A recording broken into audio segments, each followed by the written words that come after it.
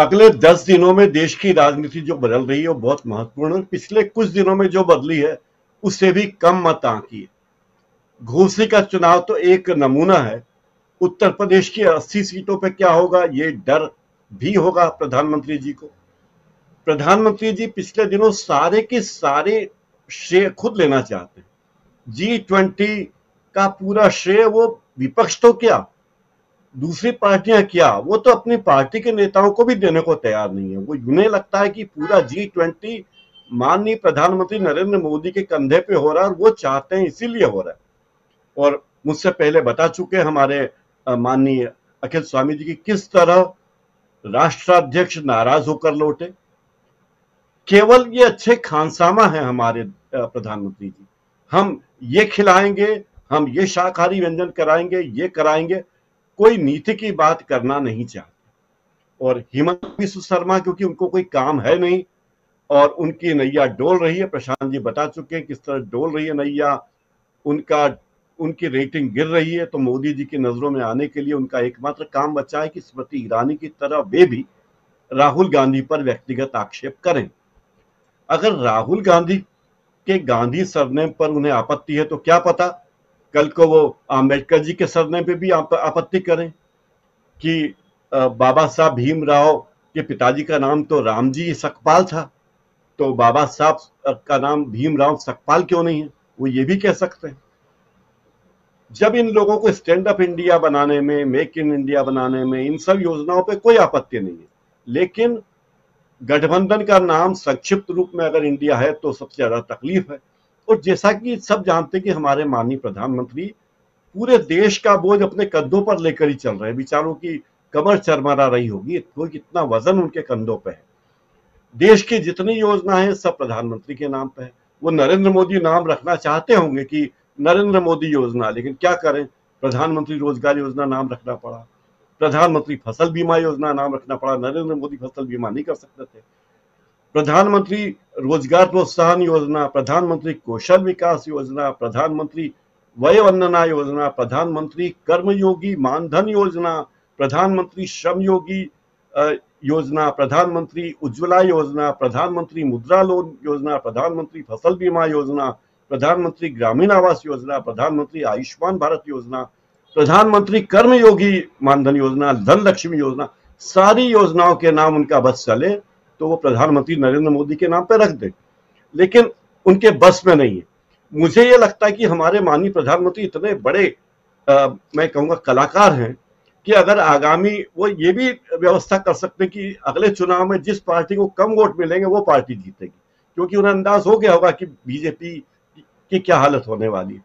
तो ये सारी बातों में वो लोगों का ध्यान भटकाने के लिए और पूरा लाइमलाइट खुद अपने ऊपर लाने के लिए। ये वैसा ही है जैसे कि कोई व्यक्ति कहे कि चूंकि मैं प्रमुख हूं इसलिए मैं ही सब कुछ हूं। तो हमारे प्रदेश में भी ऐसा हमारे माननीय मुख्यमंत्री करते हैं कि जो कुछ भी होता है हमारे यहाँ केवल शिवराज सिंह चौहान करते हैं, और जैसे दिल्ली में जो कुछ होता है वो माननीय नरेंद्र मोदी करते हैं। विदेश के प्रतिनिधि जो आए उनके साथ जो बर्ताव किया उसमें एक को छोड़कर मुझे सबके साथ हुए बर्ताव पर आपत्ति है।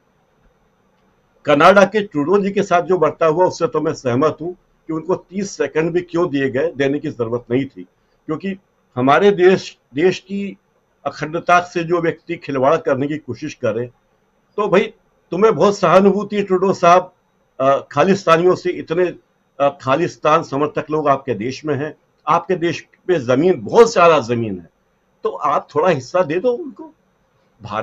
भारत या हिंदुस्तान के साथ या इंडिया के साथ क्यों हस्तक्षेप करना चाहते हो, दूसरे देश के मामलों में अपनी टांग क्यों अड़ा रहे हो।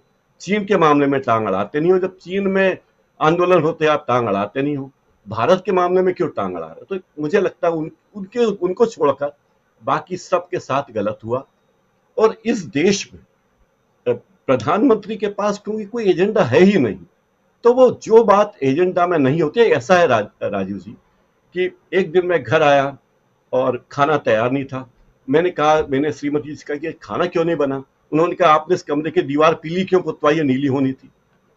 मैंने कहा भाई मैं खाने की बात कर रहा हूं। उन्होंने कहा नहीं, ये बल्ब, बिजली का बल्ब शॉर्ट हो गया, आपने बदलाया क्यों नहीं। तो ये ऐसी ऐसी योजना बनाते हैं हमारे प्रधानमंत्री, जब वो खुद कुछ कर नहीं पाते तो चीजों को घुमाते हैं, अपना काम नहीं बताते। आपने क्या किया, आपने विदेश जाकर क्या किया, आपने विदेश जाकर कहा था अगली बार ट्रंप सरकार, फिर बाइडन के हाथों आपने जो अपना सिर फुट्टा बल किया। और जिस तरीके से अगर बाइडन साहब को इंडिया में प्रेस कॉन्फ्रेंस करने का मौका मिलता, शायद उन्हें डर होगा, तो बाइडन साहब की प्रेस कॉन्फ्रेंस में भारत के पत्रकार भी होते और वे इस सरकार के बारे में सवाल पूछ सकते थे। ये प्रोटोकॉल भी होता है कि अगर बाइडन साहब की प्रेस कॉन्फ्रेंस इंडिया में हुई तो हमारे प्रधानमंत्री को भी उस प्रेस कॉन्फ्रेंस में रहना पड़ता।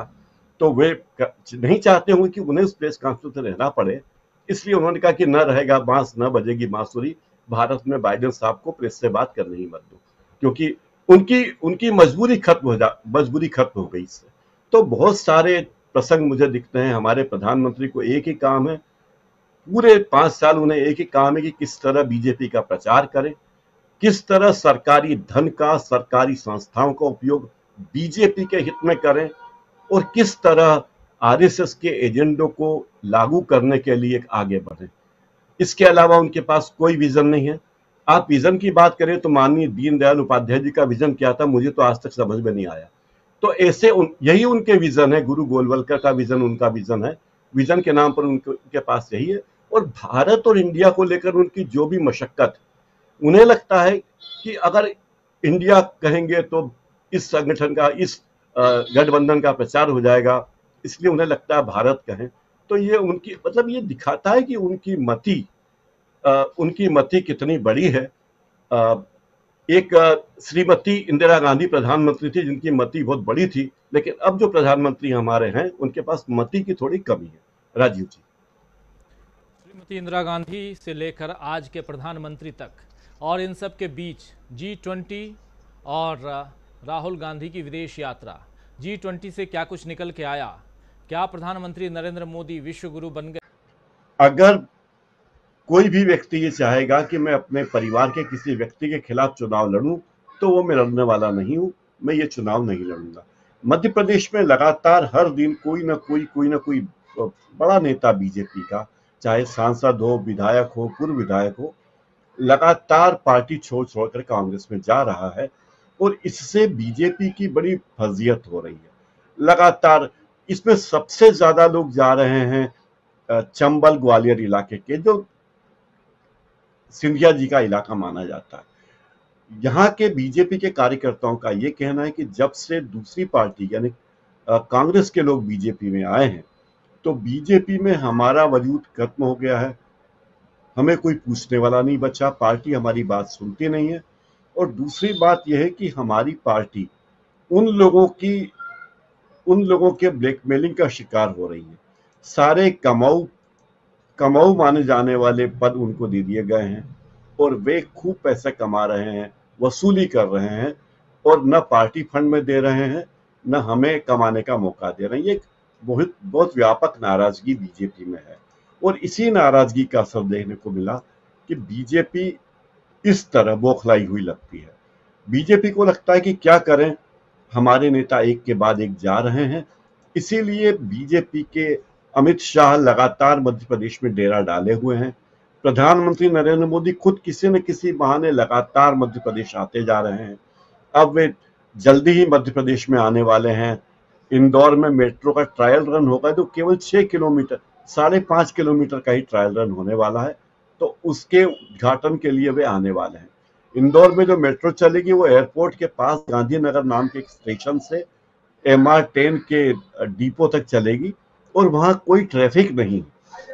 और लेकिन फिर भी क्योंकि चुनाव आने वाला है, इसलिए उस ट्रेन के ट्रायल रन का उद्घाटन करने के लिए प्रधानमंत्री आने वाले हैं। मध्य प्रदेश के ही ओंकारेश्वर में शंकराचार्य की एक विशाल प्रतिमा बनाई जा रही है, 108 फीट की वो प्रतिमा है। उस प्रतिमा का उद्घाटन करने भी प्रधानमंत्री आ सकते हैं, ऐसी सूचना हमारे मुख्यमंत्री ने दी है। हमारे मुख्यमंत्री कोई मौका ऐसा नहीं छोड़ते कि प्रधानमंत्री या गृह मंत्री नरेंद्र मोदी गृह मंत्री अमित शाह मध्य प्रदेश न आए। वे दोनों की पूरी सेवा में लगे हैं, तन मन धन से लगे हैं कि वो पूरी किसी न किसी तरह अवश्य आए और मध्य प्रदेश में आए ताकि पार्टी में उनके पक्ष में माहौल बने, लोगों को ये लगे कि शिवराज सिंह चौहान बीजेपी में प्रधानमंत्री नरेंद्र मोदी के खास हैं, वे अमित शाह के खास हैं, और इन्हीं वजहों से शिवराज सिंह चौहान लगातार प्रयास कर रहे हैं कि बार बार किसी न किसी बहाने प्रधानमंत्री आए। एक और बात है कि मध्य प्रदेश में जो चुनाव होने वाला है, वो चुनाव नरेंद्र मोदी के चेहरे को ही सामने रखकर लड़ा जाने वाला है। तो ऐसी स्थिति में बीजेपी के स्थानीय बीजेपी के पास कोई आधार नहीं है कि वो किस तरह से इस मामले को संभाले। तो उन्हें लगता है किसी भी तरह कैसे भी हो, प्रधानमंत्री अगर मध्य प्रदेश आएंगे तो उन्हें ये कहने का मौका मिलेगा कि देखिए प्रधानमंत्री प्रदेश की कितनी परवाह करते हैं और क्यों वे इतनी चिंता कर रहे हैं। अभी मध्य प्रदेश का हाल ये कि बीजेपी में हर दिन मैंने जो कहा कि नेता छोड़ जा रहे हैं, बुरी तरह जा रहे हैं, और ये भी एक कारण है कि हमारे मुख्यमंत्री से डरे हुए हैं। बीजेपी के आला कमान को और बीजेपी के नेताओं को, खास करके आरएसएस के लोगों को, इनमें इसका अंदाज है कि लोग जा रहे हैं।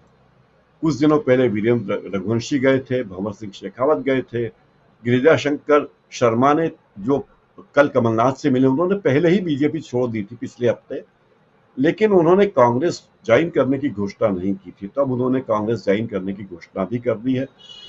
वे खुद भी विधायक रह चुके हैं और नर्मदापुरम की राजनीति उनसे बहुत प्रभावित रहती है। एक और आदिवासी नेता हैं और पूर्व सांसद है माखन सिंह, वो भी बीजेपी छोड़ चुके हैं, और ये भी बीजेपी के लिए चिंता का सबब बना हुआ कि आखिर कैसे माखन सिंह जी को पटाया जाए, लेकिन उन्हें वो अपने पक्ष में नहीं कर पा रहे हैं। माखन सिंह का खरगोन, बड़वानी जिलों में और इन दोनों लोकसभा सीटों पर काफी प्रभाव है। जब राहुल